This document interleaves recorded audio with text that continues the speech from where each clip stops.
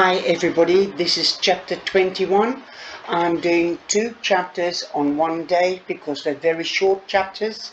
So it's exciting because Maeve fainted or passed out in chapter 19, and she discovered that she was in the energy of Rue, her boyfriend, as they have come together and are trying to find out where Lily is with doing a card reading.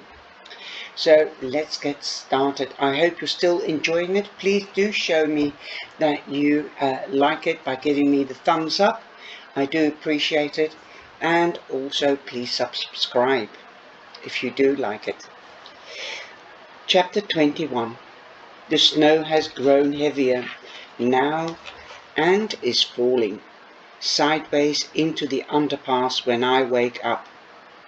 Rue runs his hands through his curls in an attempt to get the mud out.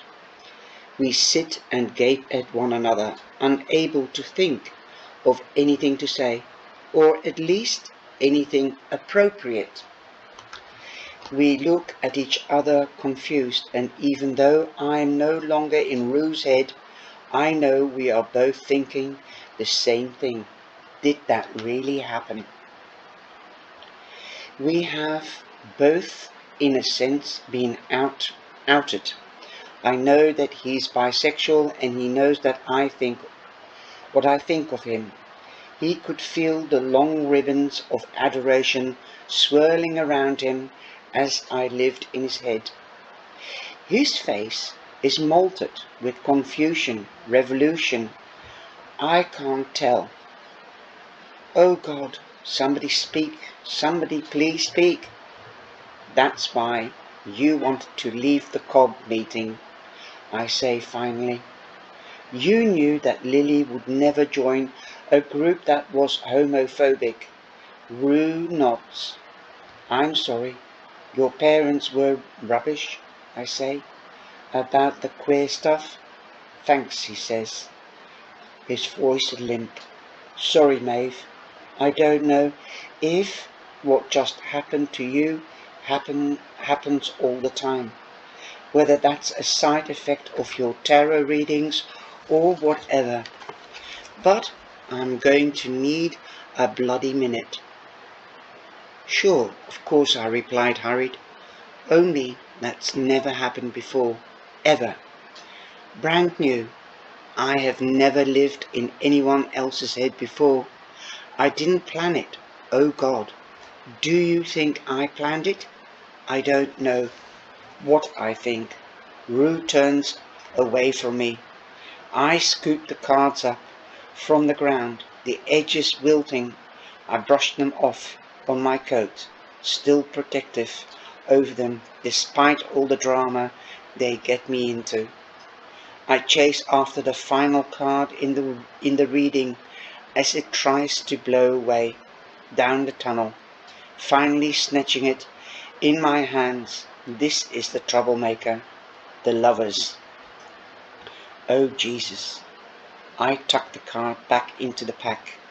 I'm somehow extremely clear on what has just happened, but flummoxed as to how.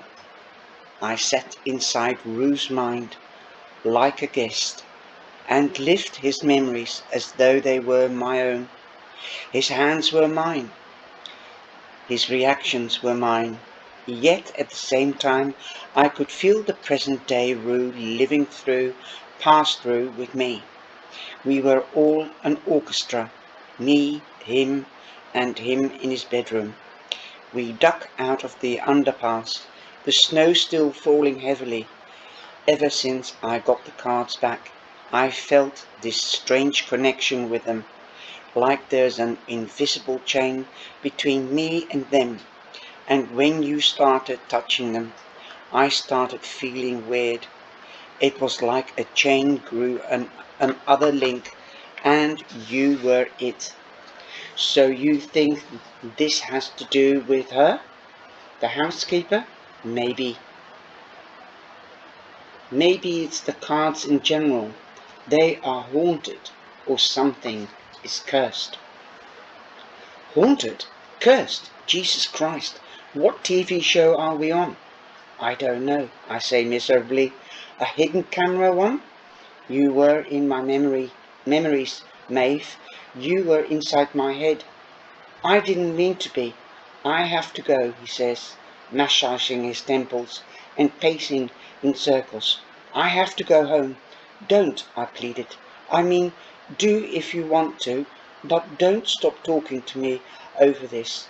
Please, it's silly, and also I don't care that you are bi, like at all. So, if that's a concern, Jesus, Maeve, will you shut up for 1 minute while you just stop fucking talking? I nodded, my eyes filling with tears. I turn away and look at my phone. A message from Dad pops up. Everything okay? I stare at the screen. It's only 20 minutes since I texted Dad to say I was on my way home. We were only unconscious for a couple of minutes, possibly seconds. Yup, 5 minutes away. I'll walk you back, Rue, finally says.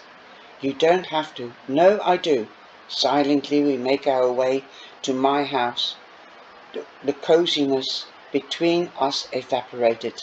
I stare at the glistening leaves, frosted hedges, miserably. This might be the most romantic Kilbag has ever looked. I'm only being punished by the boy I like for psychically occupying his brain. No way did those old Bunty annuals have this in their problem pages.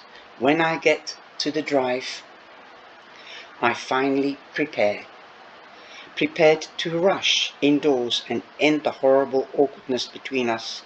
Bye, I say, turning away. Maeve, wait!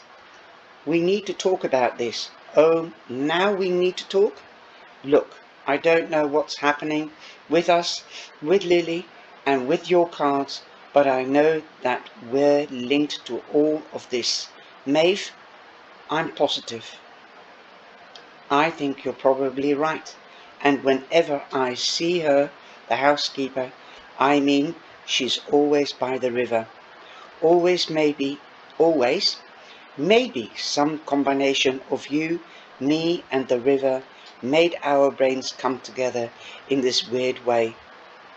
Rue nods, so I keep talking, keen to build out the theory. The memory we just shared, maybe these are breadcrumbs we are meant to be following, and at the end we'll find Lily. Rue allows himself a small smile of relief. That must be it, he says. You know, for someone who's always beating herself up about being stupid, you're pretty sharp, Maeve. What do you mean, always? I don't go around wearing a dunce cap or anything. Get away out of that. You've got this big chip about your so-called brilliant siblings. You really think you are the hard to read? Yes, I said sulkily.